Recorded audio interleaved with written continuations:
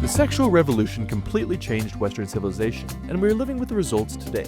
So what was it? Well, in 1960, the first birth control pill came out, which made it easier to have unprotected sex without the chance of having a child. This divorced sex from procreation, a fundamental change in humanity. With this new invention, plus increasing exposure to various drugs and a post-war counterculture full of rock and roll and sex, chaos ensued. A new sexual ethic began to pervade society as more people read Freud and his psychology based around psychosexual development and sexual repression. Also, the reports of Alfred Kinsey and the mid-20th century explored people's sexual proclivities, which supposedly turned out to be much less conservative than had previously been thought. Though I should say these studies have been heavily criticized. His reports showed that women were much more sexual creatures than had previously been the consensus, and that premarital sex, masturbation, affairs, and homosexuality were much more common than the conservative society had once claimed. Soon, second-wave feminists were arguing for women's sexual autonomy and reproductive rights, which made abortion significantly less stigmatized. The gay rights movement emerged as well, particularly after the Stonewall riots in 1969,